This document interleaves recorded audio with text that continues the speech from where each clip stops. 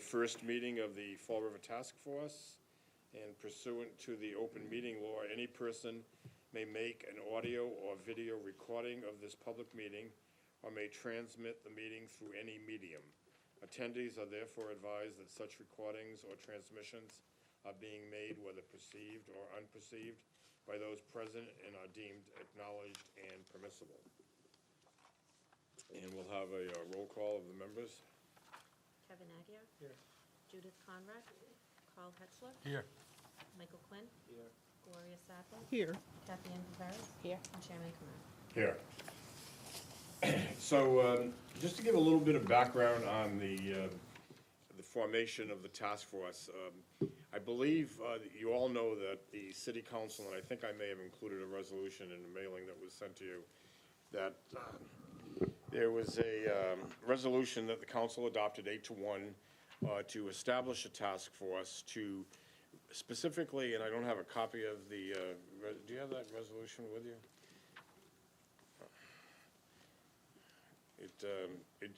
It's rather focused on a particular item. It says, be it resolved that the city council president establish a special committee or task force to review suggestions and/or proposals to establish a home rule charter to create a city council, city manager form of government for the city of Fall River. So that's the scope of the task force, and that might mean that we can deviate a little bit from that because there may be some interest in how would the council be formed if there was a city manager. So there are some issues that relate to a formation of a city manager. But the focus is on whether or not we should recommend anything to the council that might eventually move to the state legislature and then back to the voters to determine if they wanted to move toward a city manager form of government. And by the way, I do want to acknowledge the fact that usually our meetings are televised. This is an open meeting, law qualified meeting, so the meeting was posted, and we also generally have had citizen input time allowed at the beginning of the meeting, but my procedure is that if there are citizens that want to come and participate, then I don't restrict them to just speaking before the meeting gets started. If at any time the citizens that are represented here, and Brenda Venice is the one citizen in the audience today. Brenda was clerk for the Charter Commission, and if at any time she wants to come and participate, I invite her to come down, and that would be true of anyone else in the that might be representing the public. If they want to come and discuss any particular item as we proceed, they're welcome to come down and join us, okay? So anytime you might want to join us, you're welcome to. The first item, I would also, I assume that some of you know each other or know of each other, but I thought that maybe we could spend just this first few minutes introducing ourselves to each other so that you have a sense of where we come from and what our interest is and in government generally or specifically in this issue. So, by the way, this was somewhat democratic, although not so democratic in that the chairman was appointed by the council president and the vice chairman was appointed by the council president. So I'm pleased to be serving in this capacity as chair. And I'll begin just by introducing myself, Stephen Kamara, as a member of the council.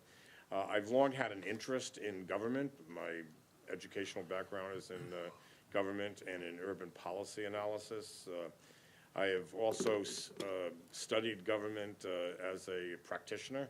I've been elected now for this my 24th year in public service, on and off since 1978 when I was first elected to the school committee.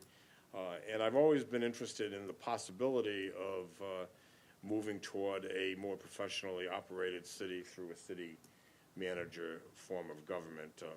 Part of that's my experience with mayors, that we've had good ones, we've had not so good ones through the years.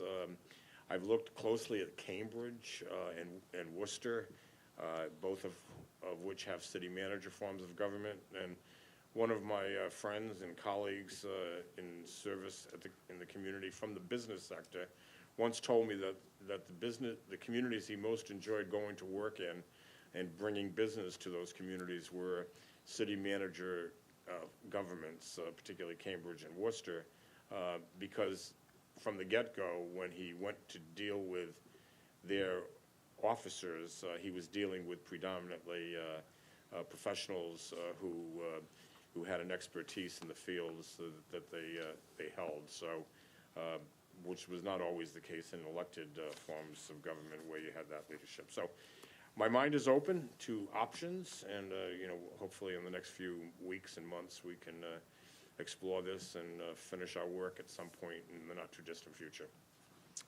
So, turn it to Kevin. Kevin Aguirre, member of the school committee. I'm happy to join and look into things and offer whatever I can. And I have an open mind, so I haven't made my decision up. But I do think it's something to look at, so I'm looking forward to it. Excuse me, can you please speak a little louder? I didn't hear a word you said. Yeah, it's Kevin Aguirre from the school committee. Switch up? Yeah, towards you. Yep. Kevin Aguirre from the school committee, and I'm just here to offer my services and look at things. I have an open mind to the process, and that's the reason why I'm here as a member of the school committee. Hi, I'm Judy Conrad. I'm the secretary of the Democratic City Committee and the chair of Ward 8 in the city. I've always wondered why we had wards. I sort of think, anyhow, Ward 8 is a nice ward. I'm a musician. I gave Kathy piano lessons years back. Carl has drilled holes in my clavichord pins once. But I guess I'm representing the Democratic Party here, and my sister lives in Cambridge, and she likes the way things happen there. So which is, of course, a city manager who was elected by the school committee. But I'm not an expert. My name's Mike Quinn. Just hit that switch up. My name's Mike Quinn. I served in the capacity for the Charter Commission as one of the commissioners, and I think the mayor and city manager position is definitely something that needs to be discussed, seeing the last 10 years of city government in Fall River have had their ups and downs. I think this is a pretty interesting topic, and it's going to be really good to discuss it with you. My family's been here from Fall River.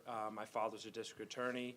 My family owns a business. My grandfather was on the city council for years, and I've always had an interest in Fall River politics, and this is definitely a very interesting thing. So, Great. If you could pass that to Gloria.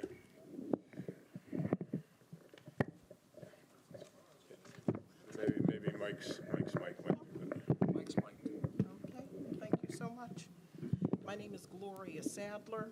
I consider myself a community advocate, but I am a professional researcher. My specialty is organizational changes and how to improve or remove what is hindering the process of an organization. I am a PhD candidate. I worked for Bristow Community College for a little bit over 10 years, started their Taunton campus from approximately maybe 20 students to where, when I left, there were approximately 500 to 600 students. So I'm excited to be here. I do own property within the city of Fall River.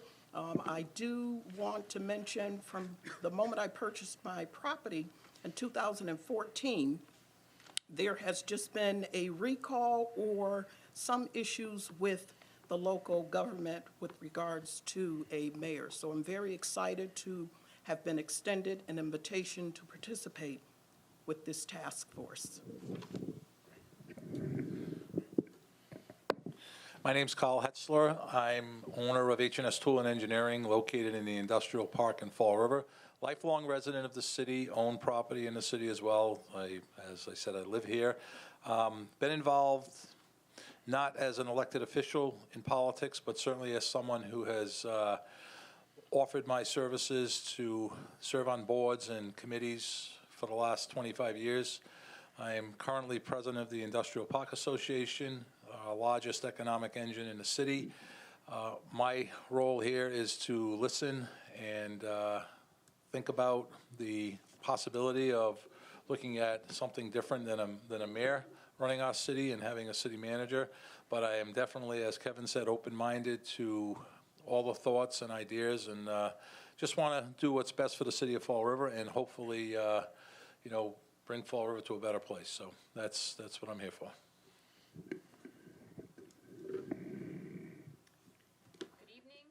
Good evening, Kathy Ann Viveras. I currently serve as the city administrator for the city of Fall River. Assumed that position in January of 2014, so I'm in my 5th year. I was active with the Charter Commission and attending a great many of their meetings. I'm here primarily as a resource to the group. Having served as the city administrator, I get actively involved in the day-to-day operations of city government, and so felt when the chairman approached me, felt that it would be beneficial to have someone here who is actively involved in the day-to-day management of a city and can offer some insight as to how that position of city manager needs to function in order to do so effectively. On a personal level, I own property in the city, virtually lifelong resident of the city. And I guess I would, just for historical purposes, would mention that when the position of city administrator was formed many years ago, I want to say perhaps back in the early 80s perhaps, the concept at the time was that the city administrator's term would not be coterminous with the mayor, that they would be hired by contract in the proverbial off year of a mayor's term, and it was intended that it would be typically a 3-year term, and that it would be something that would allow for certainly continuity between administrations, so you'd be there for at least a year beyond any change in a mayoral election. But also, it was, I believe, intended to try to create some objectivity and allow for the individual in the position to not be immediately connected to the rise and fall of an incumbent mayor or even any other elected body for that matter. So I think the city manager concept is intended to do some similar things.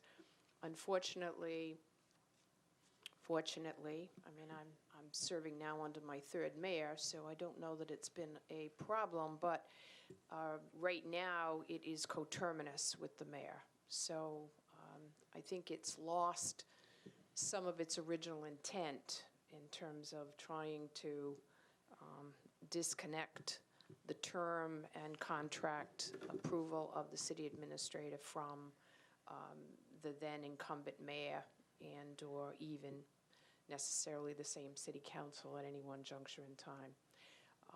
So I'm, again, here as a resource and can certainly speak to what was originally intended of the city administrator position, as well as how that might relate should the group move forward for a city manager form of government, which I see the two positions functioning in a similar vein, but certainly by charter, they are not referred to as one and the same. And the last thing I would mention is in preparation for this, I did hear some feedback regarding the concept of ward council, and I'm not sure if the chairman feels that discussing whether or not there should be ward councils would be appropriate for this committee, since it is looking at the structure of mayor and city council. But I just offer that. I know Michael did serve on the commission, and that was something that was discussed as well and had some popularity, although I can't recall how the polling results came back in. But in any event, I think it might be helpful to know going in if that's something that we're going to also look at, or whether we're more restricted to simply the position of city manager. Yeah, good point. And I would, in response to that, I do think that in some ways, as I'm thinking of the federal government, when they establish special designated people, that they sort of go where the information takes them. And so I think that there may be some recommendation that might be forthcoming as we proceed with consideration of a city manager, that how would that city manager come to be? Would it be someone that would be appointed by the mayor as we now elect a mayor? Would it be someone elected through a process of council selecting, which is the case in of the models that I know of in Cambridge and Worcester, where the council does the voting for the hiring or firing of a city manager. So in fact, it may lead to us having some input as to structure of local government. So I think unless there's objection, that we sort of leave that as an open question and consider that as a possibility, that as we consider our work, that maybe our work will take us to a place that might include a recommendation on how a council is established. Is there any objection that we leave that as an open possibility? I think it's got to be part of the discussion. Right. Good. If you're going to have a 9-member city council, if we end up discussing a 9-member city council choosing a city manager, then you should have representation from all sections of the city, in my opinion. Because if you don't, you could have 5 city councilors from the Highlands, and they're appointing somebody to be the city manager, and then the argument could be that the Highlands gets all the attention because, you know, five members of the council are from the Highlands, and they kind of put a bug in the manager's ear all the time to focus on the Highlands. Just for discussion later, I think, but it seems like that would be the fairest way to make sure the whole city is represented. You're taking a vote away from people. If you don't have a voted mayor, you're basically taking that piece of the process away from the people of the community. They're going to want to feel that they have representation, and it's their ward councilor that's going to give them that continuity or connection. Again, that's my opinion. So I think that is something that will be a bridge that we'll be crossing as we proceed. Tonight's meeting was not intended to be a very heavy agenda-driven meeting. This was really a chance for us to get to know each other and get to hear from each other, just some briefly at least. So in item number 3 on the agenda, which was discuss objectives and goals of the Fall River Task Force, I think that we sort of are doing that right now. So what I'm going to suggest as homework and is between now and the next meeting that you all take your booklets now that we each have one and highlight within the booklet those sections that you feel relate to our goals and objectives. So that when we gather next, we could just basically, I would say, begin at page 1 and proceed. And this would be an open-ended case that one of you may say, this issue looks like an issue we should address, and nobody else will consider that to be an issue. But I think that any of you who feel that this is an issue that should be discussed, that we put it on the table for all of us to discuss, and that we then go through the 76 pages, and some of these pages at least are introductory comments. They're not part of the charter itself. I guess the charter itself begins on page 21, or page 20, the preamble. So basically from page 20 to page 76, that my suggestion is that we all take a look at this over the next few weeks, and then when we gather again, then we can specify which of these particularly highlighted sections deserve some comment and possibly some recommended changes. By the way, we are not a charter commission. We are just considering an amendment to the charter. And there are 2 ways, as I understand it legislatively, 2 ways for the charter issues to be addressed. One is through the Charter Commission, which we've had, and that was an elected body. And the second is through legislation that would be considered home rule legislation through the city council. And that's what we are, that's our channel.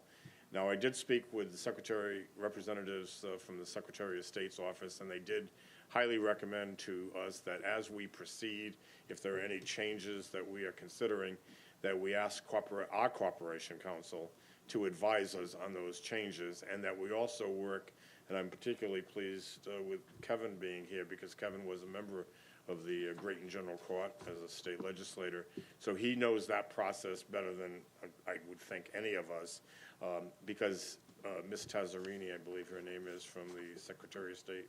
Do you know the name, Tazzarini? Is that- Michelle, she's Michelle. involved with elections. Elections, that's right, yeah, Yeah, Tazzarini, Tazzarini, Secretary. yeah. Well, that's part of Secretary of State, right? She suggested, too, that we not only work in conjunction with our corporation counsel, but that then we, or our corporation, through our corporation counsel, work with the State House's legal counsel. And they said, because eventually this will end up before the state legislature, and rather than creating problems, let's anticipate that by working closely with our corporation counsel and with the State House legal counsel, so that any changes that we make won't result in them being sent back to us if we work closely with those legal advisors who, in essence, would eventually be advising the state legislators where we might be, just in terms of the changes, using the right language and doing something that would not be objectionable through the legal process. So, is there anything, oh, yes, I do want to raise one other point, because Michael Quinn brought us a couple of pieces of information that are going to be very helpful, I think. This first item is called Framework for Considering Mayor and Manager Forms of Government. It sets up I just briefly looked at it a few minutes ago, but it sets up pros and cons for the mayor form of government, manager form of government. So I'm going to ask Kat to make copies of this for us, and possibly we can get those made today I have a before couple we other leave. things too, if you want. And yeah, and then whatever else you've got, Mike, that. This one, I have, it's kind of a same thing, but it's a mayor and city manager form of government. And then if you want to talk about the ward councilors, I have the options for council composition. What are these from? These are from the Charter Commission. They're from the Collins Center, from UMass Boston. They provided us with all the framework. And then I have the Massachusetts City Structural Comparisons for the executive, legislative, and school committee, if you want to make copies of that. Do you have anything that identifies what cities currently use? Yeah, that's what that is. Okay. Yeah, this one here lists manager, just running it down quickly, Bridgewater has a manager, Barnstable has a manager, Cambridge, Chelsea. So this, and a bunch of others, and then a whole lot of them have mayors. And didn't you say Worcester also? Yes, I was going alphabetical, but Worcester manager, Winthrop manager. How many of those are gateway cities like? What's that? How many of those would be like gateway cities? I'm not sure, because I'm not sure of all the gateway cities. I would go by population wise. I wouldn't go by gateway city name. But I had like in that one that's highlighted, I was going by populations to see what the most comparable thing to Fall River was. Populations over like 60,000. So, and it lists the populations there. That's reasonable, yeah. Okay, so I'll have Kat prepare these. We can either mail them out, or if we have time today, we could take them home with us today. Any other items on discuss objectives and goals of the Fall River Task Force? I think we've got a good beginning. And Kevin, you said that you think that it's, use the mic, Jess. you said you think that it's a certain thing we can do through the council to the legislature, to the voters, whatever. I'd like to get that narrowed down in writing from somebody, so that we know going in, what are our true options, so that we're not just wasting our time. I don't think it's a waste of time, but if they were to come back and say, this is not an option for real, why are we gonna even discuss this? So I'd rather just get it from whoever, whether it be from the city folks, from the corporation council, to somebody at the State House, or just so we know going in, here's what's gonna happen. If we do this, does it go just to the council? Does it go directly to a home rule petition? Does it have to be voted on? What's the order? If we could get that, I think it would help to just know what the options are. And is there a timing piece? Is it something that you do before an election? Are we looking to get something if it has to go that before September, before November. Just, I think that getting some more facts on that, that would be one of my curiosities. The thing about going through the book, I don't have a problem going through it and look, but I'm not sure that there's a lot of things in here that revolve around mayor, but if we don't, rather than go through all of those, I'm not sure that would be as beneficial. Then let's get into the discussion if we want to go that route, because I don't think we're going to go through and change all of those things. But just a thought, I mean, I'll go through it myself, do my homework, but wherever that lands, I'm good with it. But I definitely think we need to get some more clarity on where we could go. Steve, just to piggyback on that, as we sit here tonight, not having what Kevin's asking for, and I think that's a valuable thing to have, so we know what the obstacles might be. What is your understanding of how this could possibly play out? And I'll just start with going on the assumption that this task force comes up with something that we all agree on, that is, we feel, here it is, here's your Picasso. Where does it go from there, and what steps does it have to go through to actually reach implementation? That, based on your knowledge. From my understanding, wrote some cough drops just in case this might happen. But my understanding is that the process is, first step, the appointment of a special committee or task force by the council president. So we've taken that first step. Then the deliberation by the group to submit to the mayor, well, back to the council first, for their approval. So if we came up with a proposed amendment to the existing charter that we felt comfortable with, and, you know, my hope is that much of what we will decide, we'll decide by consensus. If there's a necessity for a vote, then we'll take votes as well. But then eventually, we then forward this back to the council. The council then would either agree or possibly send it back for further consideration. But if eventually the council came to an agreement that they were willing to embrace, then what would be a home rule petition, basically, that would then go to the mayor. Now, I don't know the answer to whether or not the mayor has to approve it or disapprove it, but I believe that the mayor is at least a conduit before it then goes to the State House. Generally, it goes to the State House by being shepherded by a member of the local legislative delegation. So the only representative in Fall River that represents only Fall River is Alan Sylvia, but we generally think of Carol Fiola and Paul Schmidt as the other two members of the House of Representatives that represent at least a significant part of Fall River, and then, of course, Senator Michael Rodrigues. So then it would go to them, and they would then proceed through their process up in the State House, and that's why it was recommended by Michelle Tazzarini that we work closely with them prior to this step being taken, so that by the time the legislators bring it up to the State House, it already has had some review by the legal counsel of the Grayton General Court.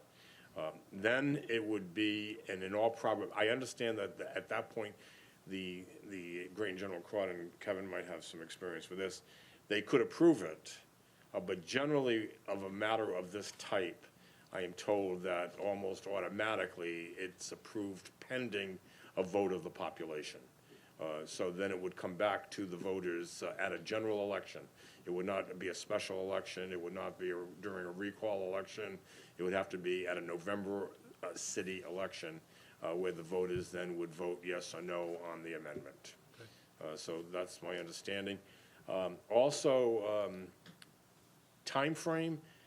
Conceivably, if we were really efficient and it didn't get too complex, it conceivably could be done this year, because the general court's in session now. Again, Kevin would know when they go on vacation, but at some point they take a recess, and when nothing can be really acted on of this nature, But if we get the schedule of the Great and General Court and that we try to stay within their schedule, conceivably, it might be able to come back to the voters by November of this year. Even if it did come back, it wouldn't go into effect immediately. It would be, in all likelihood, a 2-year period after that when it would go into effect. So there would be, in essence, a mayor elected in 2019, and if this also were on the ballot in 2019 and this passed, then one of the responsibilities of that new administration would be to implement the will of the voters, assuming that the voters voted to adopt the amendments. Okay. So that's my understanding of the And if it's okay, timeline. can I ask Mike? Absolutely, yeah, we can be So very, you're on the Charter Commission. I'm looking at Article 9 on page 63, which Section 9.1, Charter changes. Charter changes. To the best of your memory, this charter can be amended, revised, replaced, how? It's, So a lot of the stuff in the charter is from Massachusetts state law. This had to be run through the Attorney General's office and made to be in compliance with state law. just use the mic there. I don't know if we're being recorded. Are we being recorded? The meeting being recorded? Are we recording it? No, I mean on our tape system, no. Okay. Well, they are recording it. They are, okay. It is being recorded. Like I was saying, the whole charter had to go to the Attorney General and had to be, they had to go through it, and they only found one, and it was like a minor change, and I forget what it was, what we had to make, but the whole thing was up to date with Massachusetts state law, so I'd actually have to read through this to really kind of see. I know, like, that this and the charter itself is pretty much set in stone. A lot of the revision, I mean, what the mayor and the council had to do was appoint kind of a task force to go through the ordinances of the old charter and bring them up to date with the new charter, so I don't even know where they stand with that. But I think it's, this is like the foundation, and tagging ordinances on was kind of something that was up to the administration and the council. But I just want to caution one thing, just in general. It's good to read through the charter and get through that, but I think we really need to stay within the purview of what we're doing here, as kind of Kevin was saying. It's all well and good to take a peek and look at ward councilors, but I think there's a lot in here. A lot of it's defined by Massachusetts state law, so some of the stuff really isn't up for debate. I'd have to go through my files and meetings and minutes, but a lot of this stuff is Massachusetts state law. There was, I mean, big decisions you were making, like whether or not to have ward councilors, whether or not to have a mayor or a city manager. Those were all in the survey that we put out, if you remember that. And those are like really the things that we could change. The dates of elections and stuff like that by the state of Massachusetts. I mean, we did the recall stuff, citizen input things, but a lot of the stuff is tough to change. So I would just say to essentially kind of we got to stay in our lane with this topic. Because there's the mayor's, I mean, it's going to say mayor and council throughout the whole entire thing, but in essence, we're just looking at one provision, one article, so. Carl, any further No. questions of Mike? Thank you. And just one thing that Mike brought up that I'll just add a little more information on. It took quite a while, but there is a committee that was established through the charter to bring into line the ordinances of the city of Fall River vis-a-vis the new charter. That committee has had one meeting. It's chaired by Mike Mioza, and the vice chair is Eric Poulin. I am a member of that committee. I think that 9 of us are members of that committee. I don't recall how many. Don't hold me to numbers, but Allison Bouchard, who's our clerk, is the clerk of that committee.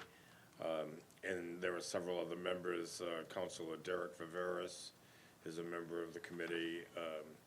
I think there were a couple of vacancies, but the committee has met, and they have a schedule of meetings that's forthcoming right through to May.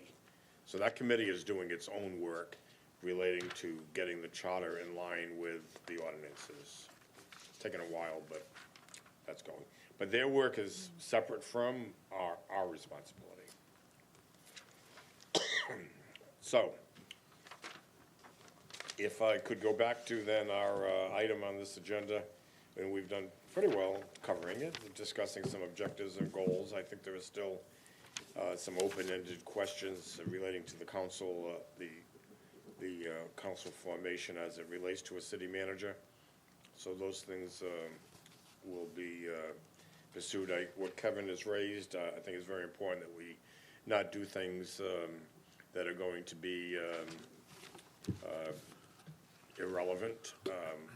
So that's particularly why why Ms. Tazzarini again suggested that what we do in the future, and I think that probably at our next meeting that we might invite Corporation Council to be present, if not at the next meeting, then the subsequent meeting, and that we then ask the Corporation Council to connect with the legal counsel of the Great and General Court, so to be sure that what we do is in fact on target of what we should be doing, and that we do it properly. Can I just step in on that? Sure. So the part on page 63 where the charter may be replaced, revised, or amended in accordance with any procedure made available under the state constitution or by the general laws. I think it would be important to have the Corporation Council in writing before our next meeting, whether he's here or not, address what is made available under the state constitution or the general laws of the Commonwealth in order to change a charter. That question should be answered in writing before we get into any discussion, in my opinion. Okay, well, I think a motion then would be in order, then specifically relating to section 9(1. Yep. Okay, so So I that, make that motion, and prior to the next meeting, that we get it in writing to be able to look at it prior to the meeting. Second? okay. So a motion's been made and seconded that we direct a communication to Corporation Council to have him advise us in writing as to our responsibilities vis-à-vis section 9-1. I think Of Article 9. the way it's written there is exactly what we're asking him for. As Kevin said, made available, what is available to us under the state constitution? That's what we're gonna be asking him. That's what the motion is, correct? Yes. Okay, that's what I thought, all right. Okay, any further discussion on this motion? Any questions or comments? I guess Okay. the only thing I would ask is the timing. Have we established our next meeting? Not We're yet, but Giving him a, we're going to be, that's the next item on the agenda. okay, so you're giving him a, a timeline, so long as it's adequate time. Yeah, that we to ask him to do that complete his prior work. to the next meeting. The next Exactly. meeting will be no sooner than 2 weeks from tonight. But then you're gonna And I want it think in that if you- advance. Even if he So- said he needs more time, I would just assume back us up, because it Okay. is important, I think, not only to get it, but to get it to us where we could, Right. establish, like, what are we looking at here Mhm. before? So, if we do the schedule, that's fine, but I would certainly be in favor of, if he said he needed 2 more weeks, he's got other things going on than this, that's fine as well. Okay, but we'll assume that it can be done prior to our next meeting, and I do have, because of people's travel plans, I have a suggestion as to when we next meet, but let's get this motion finished, so. Any further discussion on the motion? No? Okay, all in favor? Aye. Opposed? Adopted unanimously. So, no further discussion. I will, though, continue to suggest that from now until our next meeting, that we take a look at the document that's before us and see if there's items in the document that we think relate to what we have now discussed as our objectives and goals. I'd really want to say that you want to focus on Article 3, the executive branch. That's Okay. what you primarily want to be focused on. And then the my majority report, it'd be good to read through that. It'd be like the first 10, 15 pages. But I'd say Article 3 is what primarily is the focus of this. Okay. Now, Next item is the discussion of future meeting dates. I know that, my hope was, that we would meet during regular business hours. And this was particularly because fortunately, Kat has agreed to be our clerk for this meeting, but we may in fact need to have our own clerk, at least appointed among us. So I won't ask us to make that decision today, but unless one of you jumps at wanting to be a clerk for this committee. But I would hope that, that council staff would continue to be clerk for this committee, because they have the availability of posting the meetings, they know the process, and that's very important with the open meeting law issues, that we want to make sure that we're not, any one of us responsible to make sure that gets done. The city clerk's office and the city council office knows how to do that work, so that we're covered, so. So what are the normal business hours of the current? Till 5, clerk? 9 to 5. Till 5, okay. So when I first approached you all, I'd asked if 3:30 in the afternoon was a good time for a meeting. And it was pretty much, I think all of you agree that 3:30 would be a good time. Kevin also agreed that 3:30 would be a good time after the middle of February. He's only available at 5 PM until the middle of February. So that's why this meeting happened at 5 PM. Without divulging by name any of you, but one of us is going to be out of the country as of February 14th and returning on February 26th, as I recall. So, so I would like us not to meet from the 14th to the 26th. However, I have discussed with that one world traveler whether that person would be agreeable to our meeting on the 13th of February, and then again on the 27th of February. The 13th of February could be a 5 PM meeting, and the 27th of February could be a 3:30 PM meeting. And then I think we could, on the 27th, determine our future meetings with an understanding that we would go to, we would try to set those meetings for 3:30 on whatever day. Kat? I believe there is a meeting, I'm not 100% certain, but I believe there might be a meeting already scheduled for Okay, here in the chamber. okay. A city council subcommittee meeting? Okay. I can double check tomorrow. But I Okay. believe But we do have an option to meet in a place other than here. We have a city council hearing room on the first floor. And we also have a community resource room, which I think is on the other side of that wall, which we could use as a meeting space. So, but at any rate, I would ask us if we're agreeable to a meeting on the 13th at 5 PM, that we proceed with that. Is that objectionable to anyone? Okay, and if there's a problem with that, then I'll have to get back to you and see if we can reschedule that. The 13th is what day? Wednesday. And is there a regular council meeting on the 12th? There's a council meeting on the 5th and the 19th. Oh, on the 5th, yeah, I got it right here, 5th and 19th. So the 12th might be an alternative date. Is the 12th a problem with anyone? Is that a Tuesday? That would be a Tuesday. I have a 7 o'clock rehearsal. So a 5 o'clock meeting might work, right? I may have a 6, And you have a 6? maybe. Maybe, It's okay. tentative right now.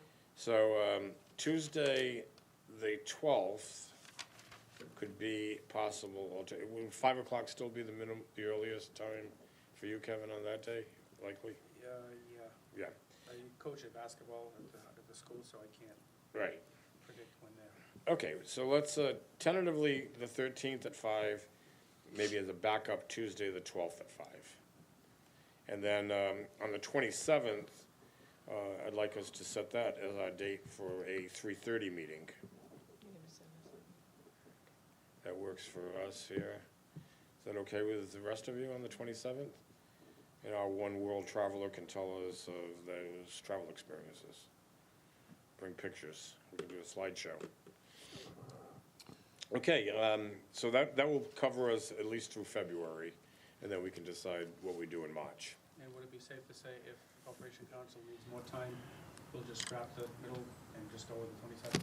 Yeah, I would say at least, you know, I think that maybe we could at least convene and take a look at what people have highlighted, not necessarily getting locked into anything at that point.